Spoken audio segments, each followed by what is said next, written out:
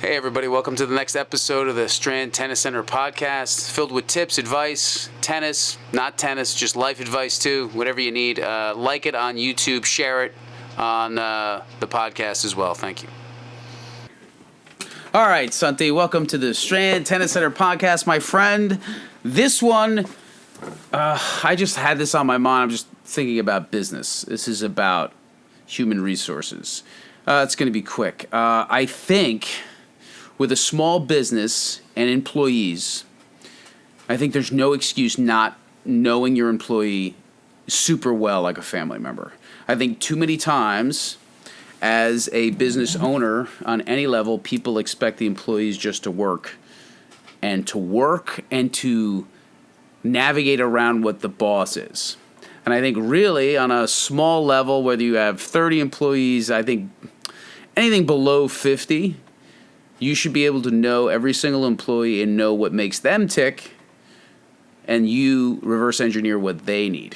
Too many times I think bosses try to go, all right, this is me, this is what you should do, just show up and work, instead of understanding what each employee needs and what each employee likes. So I think the biggest thing with business is just turnover, right? People don't stay in their jobs, people want to do other things. I think if you can get to know your employees really well, they're going to stick more, and they're going to stay more, and they're going to care about the place more because you showed you've cared about them. And it's got to be genuine. It can't be crap. But it's just been happening in conversations lately because we teach a lot of business people too. And you'll be on the court teaching them, and they'll talk about their business. And in general, that's a topic of discussions is usually employees and human resources and why don't they appreciate it? Why don't they appreciate their job? Why don't they stay? I think you've got to start first. And I think it works both ways. I think it's got to work both ways. I think sometimes when the boss comes in and has a bad day, I think those employees have to understand that too. They have to go, well, this is an out-of-character behavior. Why can't what's going on with our boss today? Hopefully he's okay. I think that doesn't happen either, both ways. I think we expect employees just to show up and work, and I think the employees go, well, the heck with understanding the boss. Well, who cares if he has a bad day? He's got everything, which is not true. I think that there can be understanding both ways. And I think the best way to know employees is just obviously speak with them. The problem is you go into work, everybody does their job and they leave. I think you need to organize one-on-one meetings, organize lunches, organize breakfasts, organize social things together, because you just don't know employees' interest. And all of a sudden you could find an interest that they like, remember it, and say, oh, I just got this for you because I know that you're interested. And that could be everything. That could change everything between somebody staying or leaving and having a great employee stay or not. And I think you really have to get to know them, what they like, who they are, understand that they're not just here to work, they're not just here for you, you're here for them. And I think if there can be a mutual understanding and listening, you're going to be able to keep employees a lot more. Know what they like, know what they're interested in, actually give a shit. It's a rare thing that happens, but you should. And if you actually give a shit about the employee that's working for you, things will be great. I really do. I think if I think of myself last, everything works out. You have to think of yourself last. You really do.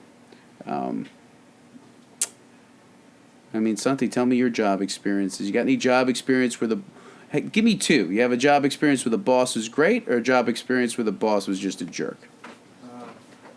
Jump in, Santi. Okay. I'm always curious. I had one where, the boss was, he was like a boss. He was like, this is what you have to do, get it done, that's it. Even, the upper management was like, this is what you have to do, get it done.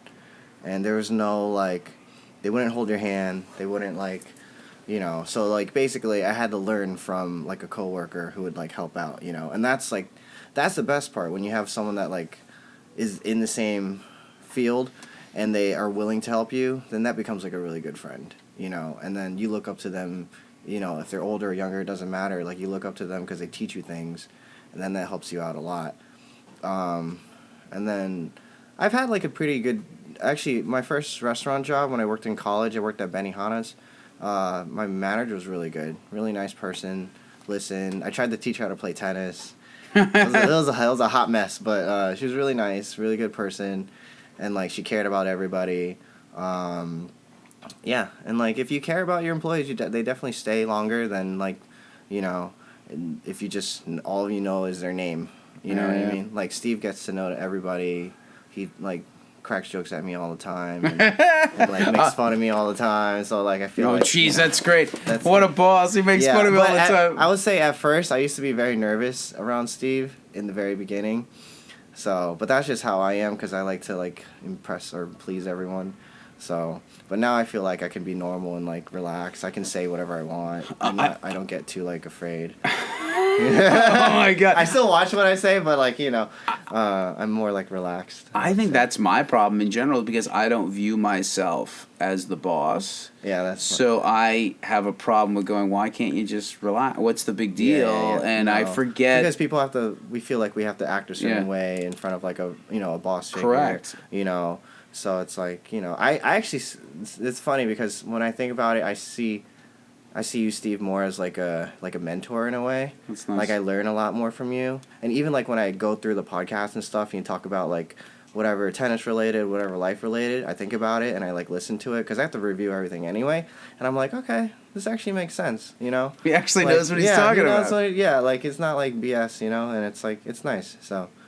That's cool. Well, listen, I didn't want you. I didn't come up here for you to give a compliment about me, but I appreciate it. But listen, that's an interesting observation though, because I don't see myself as your boss. Because again, I see myself is it's called serving to lead. I feel like myself is I'm serving you guys, and that's my leadership role. And I don't and it's weird for me to come in and this is when I realized you start to understand like and kind of be empathetic to other people. Why am I stumbling along here? Is when it's like something similar. Like I never do it, and I learned right away. Like somebody would leave me a voicemail when I was younger and say, "Hey, I have to talk to you on Monday."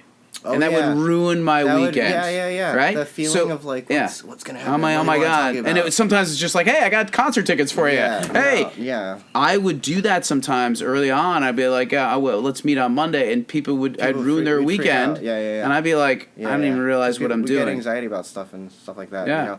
And one thing you said was like, if it's people come and go. People will go if they want to go. Sure. And people will stay if they want to stay.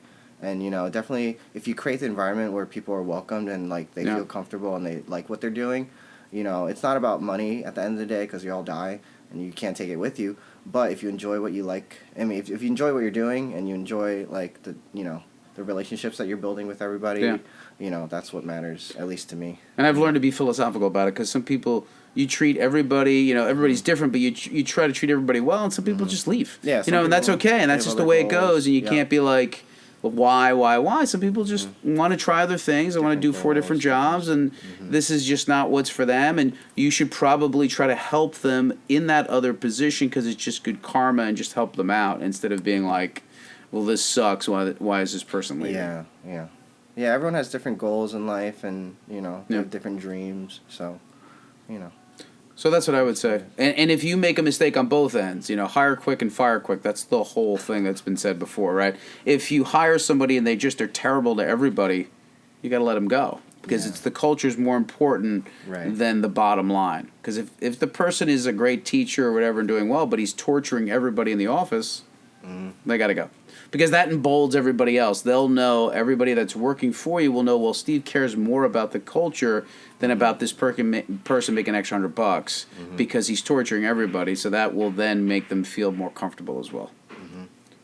That was it. That was just a quick business one. And you guys have a good New Year. Share the podcast, please. Let everybody know about it. Please share wherever podcasts are. Thank you. Thank you. Hey, everybody. Hope you like the podcast.